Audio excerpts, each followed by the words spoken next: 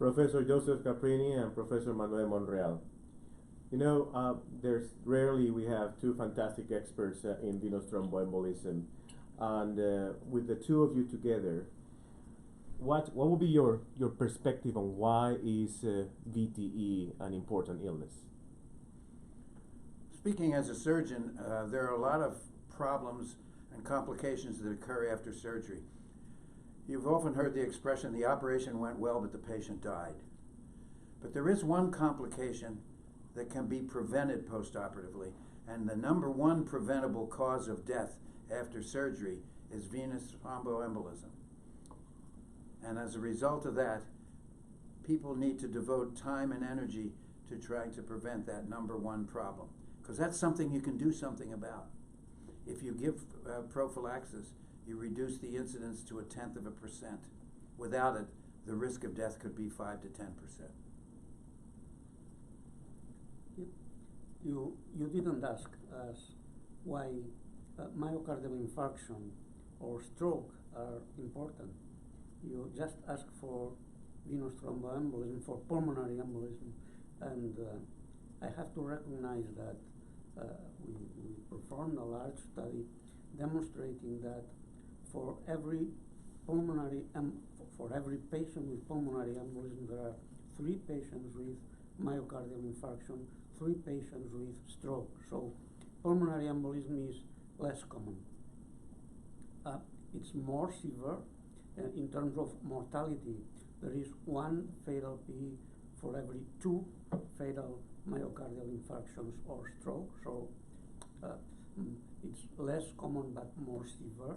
But most importantly, if we want to reduce the burden of myocardial infarction or ischemic stroke, both of them are arterial diseases, we have to prevent working on the risk factors: diabetes, smoking, hypertension, obesity. If we want to reduce the number of patients developing myocardial infarction or stroke, it's a task of years to do. On the contrary, venous thromboembolism, pulmonary embolism forms and develops in 1-2 days. We just need to identify at-risk patients, better know the first signs or symptoms of the disease, and of course prescribe adequate, effective and safe thromboprophylaxis. Thank you very much. As a sequel to the entry point, if I was to ask you for advice at a major level, institutional level, not a patient at a time, how would you differentiate pragmatically which are the patients who deserve better prevention versus not? The patients that deserve better prevention would be the patients that have risk factors for venous thromboembolism, and as well for the other conditions that Professor Monreal has talked about. And in order to do that, and this will never change, one must do a thorough history and physical examination of the patient, looking for all possible things that either could alter the outcome of a surgical procedure or a medical illness, or maybe in the terms of cosmetic surgery or quality of life improving operations, maybe the risks would be so severe that the patient would not want to undergo those operative procedures. We have shown there are many roads to Rome, and there are many ways to look at risk assessment. And many people have said that doing an extensive history and physical is not necessary, because if you look at a few key factors, you can determine most of the way to avoid the problems. And the experience we've had starting back in 1986 with the use of the Caprini score, due to a lot of brilliant people that helped put this together, are that by doing a comprehensive history and physical, and then comparing the results of that history and physical along with the statistical probability of each of the risk factors individually to produce a thrombosis, and put them all together, one can come up with a calculated number that will reflect the chance of thrombosis, and depending on what that set point is in different populations, determine the length of prevention necessary to be efficacious to prevent fatal pulmonary emboli. Yeah. As Professor Caprini said, pulmonary embolism is the first preventable cause of death for patients during in-hospital stay, and pulmonary embolism is formed and developed while the patient is in hospital for other reasons.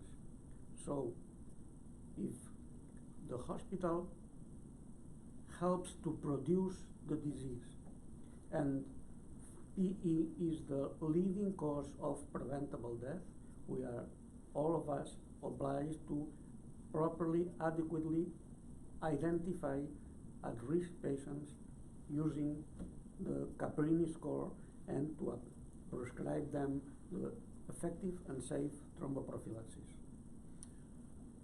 I also want to add something to what Professor Monreal said so that the audience doesn't get confused.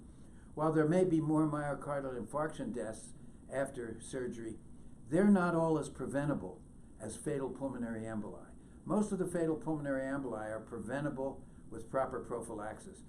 Sometimes these heart attacks and strokes come right out of the blue, and there's nothing that one can do.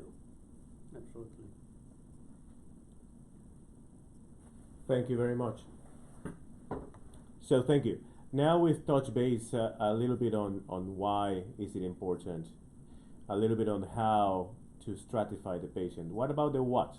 So when I have a patient, I've evaluated the patient and I know that the probability of clotting is elevated. How do we reconcile this compression versus low molecular weight heparin versus direct oral anticoagulant? So what agent for what duration? How can you simplify that option for the busy of us who are actually very quick seeing the patients? There's an axiom which I have followed my whole career in medicine, and that is that you need to treat a patient with venous thromboembolism risk factors for the period of time shown to be efficacious in clinical trials. And in the surgical literature, there are 146 centers and 52,000 patients over a 30-year period that have shown that the period of efficacious period is 7 to 10 days. These are with hard endpoints. Began with the KCAR trial in '75, the Collins meta-analysis in 1988, the Haas and KCAR studies in 2005, and then 51 other trials that were published and presented in CHEST 2012. The ridiculous notion that 1 or 2 doses of anticoagulation could alter the course of venous thromboembolism has really been dispelled, and there are now 1 million patients in epidemiological studies that have shown that over the past 20 years or so, in the United States at least, the use of prophylaxis in hospital has gone way up over 90%. But the DVT rate still goes up. That's because of the fallacy of giving anticoagulants only for the period of hospitalization or only giving them for 1 or 2 days. They have to be given under 2 circumstances. The first circumstance is if the patient fits a clinical trial, they should be given according to the efficacy in the clinical trial, which is 7 to 10 days. We know that certain classes of patients benefit with 30 days of prophylaxis. And in addition to that, we know that some patients need to be protected for the entire period they are at risk, and sometimes that risk is a lot longer than 30 days. Absolutely agree on that. The issue is that the risk for venous thromboembolism should always be balanced to the risk for bleeding, because the use of anticoagulant drugs increases the risk for bleeding, and bleeding is not uncommon in patients during hospital stay. So we certainly need adequate scores to identify patients at risk of VTE, and the Caprini score is the best one, but we also need adequate scores to identify patients at increased risk for bleeding, at a higher risk for bleeding than VTE, and to prescribe the adequate drug according to this balance. Dr. Monreal brings up a fabulously important point about the bleeding side of the equation. Several thoughts come to mind. First of all, a bleeding death from prophylactic anticoagulant, whatever one, is a medical curiosity. Thrombosis for a patient at risk is very common. And if we look at one analysis, the Collins analysis in 1988 and the KCAR analysis in 1975, you have 20,000 patients in 96 centers around the world with hard endpoints. And although the risk of pulmonary embolism was reduced by a third, these were patients that either had usual care or unfractionated heparin.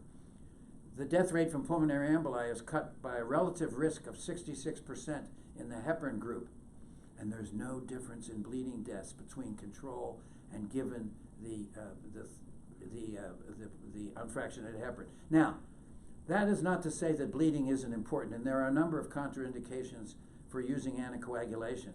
But there's 2 points I'd like to emphasize in this regard. The first point is that that's where adequate and appropriate pneumatic compression devices, along with perhaps graduated compression stockings, those mechanical methods, that's where they come in and they're very important. But one must also remember, as soon as the bleeding risk diminishes, to come right in with the anticoagulation, because they're not all absolute contraindications to bleeding. Absolutely. We close. Thank you. Very well done. Another wonderful interaction with my Spanish